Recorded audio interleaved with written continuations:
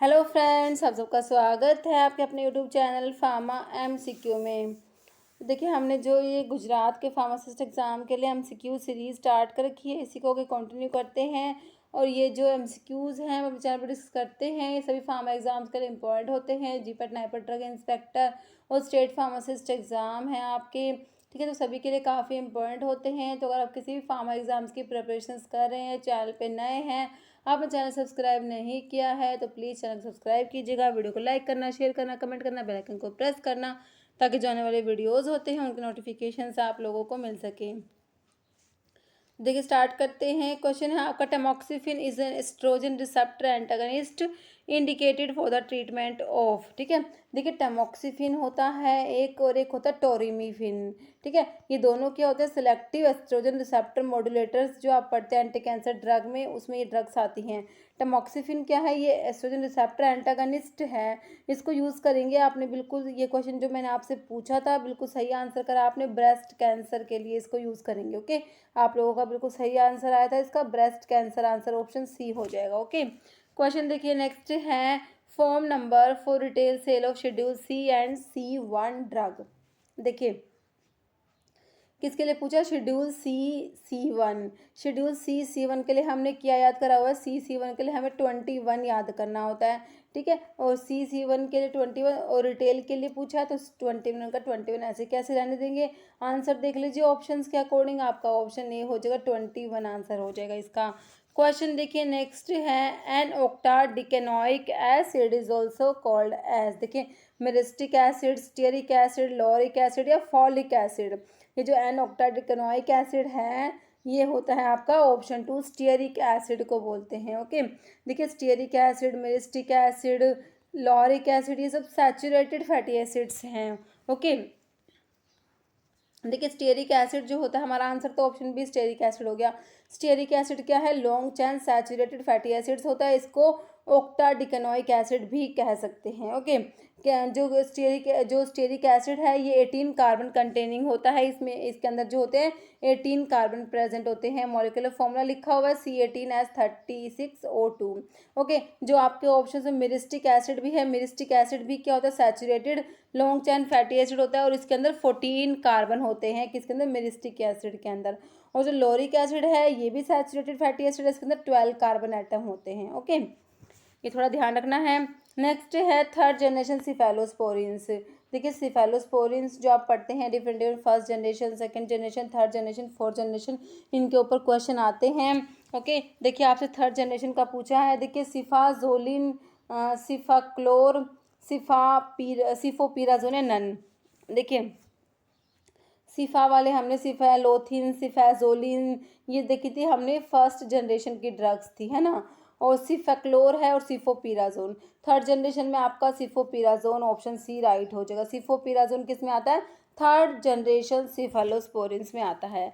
एक बार आप सिफेलोस्पोरिन्स की क्लासेस देख लीजिए। देखिए, फर्स्ट जनरेशन में आपके, मैंने आपको बता रखा है, सिफा वाले वर्ड्स आएंगे। देखिए, सिफेलोस्पोरिन्स का ना वीडियो अपलोड किया हुआ है, उसमें आपको अच्छे से ना ये याद कराया हुआ है। आप वो वीडियो देख लेना कोलॉजी की, फार्माकोलॉजी की प्लेलिस्ट से, ओके। देखिए, सिफेलिक्सिन, सिफेलोथिन, सिफाजोलिन, सिफाड्रोक्सिल, सिफ्राडिन, ये सब है आपकी फर्स्ट जनरेशन सिफेलोस्पोरिन्स है। नेक्स्ट सेकंड जनरेशन में आपके सिफोरॉक्सिम, सिफेक्लोर, सिफॉक्सिटिन और सिफिरॉक्सिम एक्जिटिल आता है, ठीक है।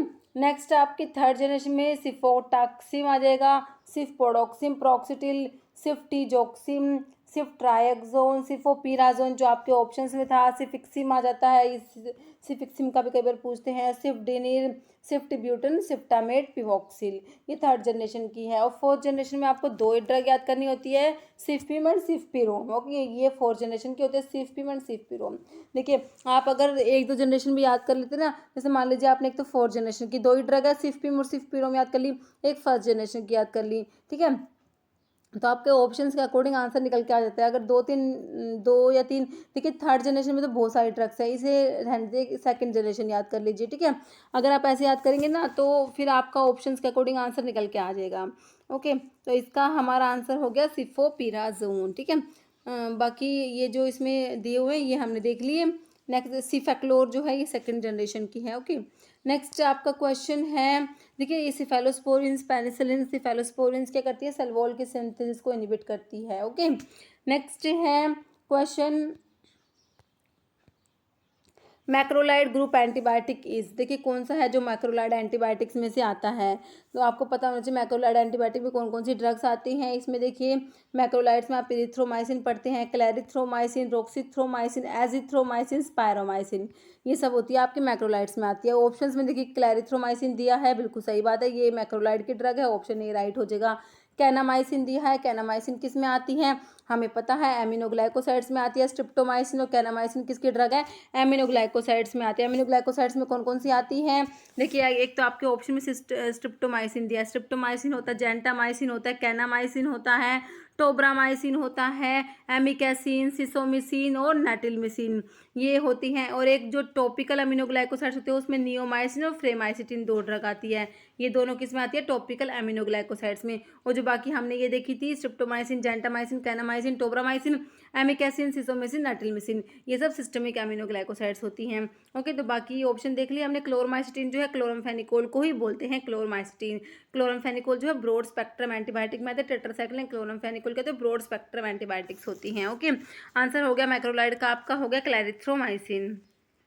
ये देखिए जो एमिनो मैक्रोलाइड्स के ही एग्जाम्पल लिखे हुए हैं, erythromycin, clarithromycin, roxithromycin, azithromycin, spiramycin. Okay, next question देखिए, hearing loss is mainly associated with use of, देखिए जो आप अमीनोग्लाइकोसाइड एंटीबायोटिक्स पढ़ते हैं, अमीनोग्लाइकोसाइड जो होती हैं वो ऑटोटॉक्सिक होती हैं। ओके, और क्या होती है, नेफ्रोटॉक्सिक होती हैं। ओके, तो ये अमीनोग्लाइकोसाइड्स जो आप इनके साइड इफेक्ट्स पढ़ते हैं, एडवर्स इफेक्ट पढ़ते हैं, उसमें आप पढ़ते हैं ये ऑटोटॉक्सिक होती है, नेफ्रोटॉक्सिक होती हैं। तो हियरिंग लॉस जो होता है mainly associated with use of, देखिए नियोमाइसिन, एमिकैसिन, कैनामाइसिन या ओल, सारी अमीनोग्लाइकोसाइड के एग्जांपल दिए हुए हैं, तो आपका आंसर हो जाएगा ऑप्शन डी हो जाएगा ओल। ये सारी ही ड्रग जो होता है हियरिंग लॉस जो है वो कोज कराती हैं। ओके, क्वेश्चन देखिए नेक्स्ट है, which of the following class of compound is useful for their antihistaminic properties, देखिए इनमें से कौन सी क्लास है जिसके कंपाउंड जो होते हैं उनकी एंटीहिस्टामिनिक प्रॉपर्टीज होती हैं। देखिए सैलिसिलेट्स में जैसे आप लोग एस्प्रिन पढ़ते हैं। ओके, एस्प्रिन कहता है एस्टाइल सैलिसिलिक एसिड डेरिवेटिव होता है।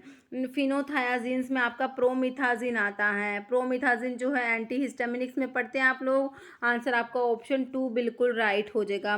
4 अमीनोक्विनोलिन्स में आपका क्लोरोक्विन आता है, क्लोरोक्विन क्या होता है, कौन सी क्लास की ड्रग है, एंटी मलेरियल ड्रग होता है हमारा, क्या होता है, एंटी मलेरियल होता है। ओके, मैक्रोलाइड्स का भी हमने देख ही लिया था, इसमें कौन कौन सी ड्रग्स आती हैं। ओके, तो आपके जो एंटीहिस्टामिनिक प्रॉपर्टी होती है वो आपके फिनोथायाजीन्स की हो जाएगी, जिसमें आपका प्रोमिथाजिन आ जाएगा, ऑप्शन 2 आपका बिल्कुल राइट हो जाएगा।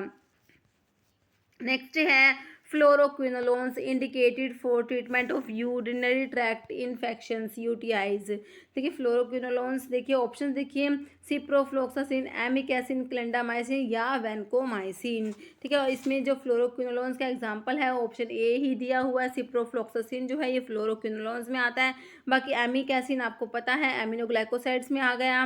ओके, और जो आपका क्लिंडामाइसिन दिया हुआ है, क्लिंडामाइसिन लिनकोसमाइड में आता है। ठीक है, और जो वैनकोमाइसिन है ये आपका ग्लाइकोपेप्टाइड एंटीबायोटिक में आपका वैनकोमाइसिन आता है।